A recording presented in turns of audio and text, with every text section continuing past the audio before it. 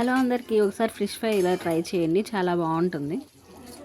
మళ్ళీ మళ్ళీ ఇలానే చేసుకోవాలనిపిస్తుంది. దీనికి ముందుగా శుభ్రం చేసుకున్న ఫిష్ ముక్కలు అలా టిష్యూ తోటి తుడుచుకున్నట్లయితే దానికి ఉన్న తడిపోతుంది.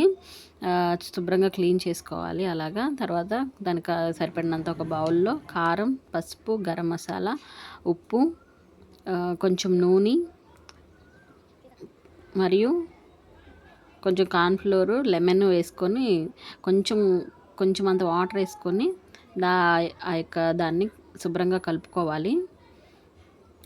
చాలా బాగా మిక్స్ చేసుకొని కారం, ఉప్పు, పసుపు, గరం మసాలా ఇవన్నీ బాగా మిక్స్ చేసుకోవాలి. మిక్స్ చేసుకున్నటువంటి దీన్ని చేప ముక్కలకి పట్టించాలన్నమాట.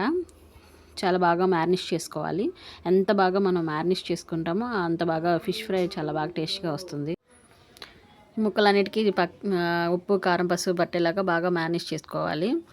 ఆ తర్వాత కొంచెం సేపు డీప్ ఫ్రిడ్జ్లో పెట్టుకోవాలన్నమాట ఈ ఫిష్ ముక్కల్ని.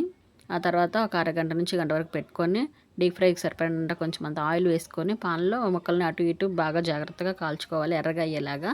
పైన క్రిస్పీగా లోపల సాఫ్ట్గా చాలా బాగుంటాయి ఫిష్ ఫ్రై. ఈ పప్పుచారుతో కానీ ఇంకా మీకు నచ్చిన కాంబినేషన్తో ట్రై చేయండి. ఫిష్ ఫ్రై అనేది చాలా బాగుంటుంది, హెల్త్కి కూడా చాలా మంచిది. మీరు ఒకసారి టేస్ట్ చేయండి ఇలా చేసుకొని మీ ఇంట్లో. మేమైతే ఖచ్చితంగా ఫిష్ చేసుకున్నట్లయితే ఫ్రై ఖచ్చితంగా చేసుకుంటాము. మీరు కూడా కంపల్సరీగా ట్రై చేసుకోండి, బాగుంటుంది. మాకు ఫిష్ ఫ్రై అంటే చాలా ఇష్టం. మీకు ఇష్టమో లేదో ఒకసారి కామెంట్ చేయండి, లైక్ చేయండి, సబ్స్క్రైబ్ కూడా చేయండి. ఈ ముక్కలన్నిటిని గార్నిష్ చేసుకుంటాం మేమైతే. అలా పచ్చిమిర్చి వేసుకుంటాము, దానిలోనే కొంచెం కరివేపాకు వేసుకొని వేయించుకుంటాము. వాటి కాంబినేషన్ తోటి తింటాం అన్నమాట. బాగుంటుంది. Okay, tata, bye bye. Please subscribe. Bye.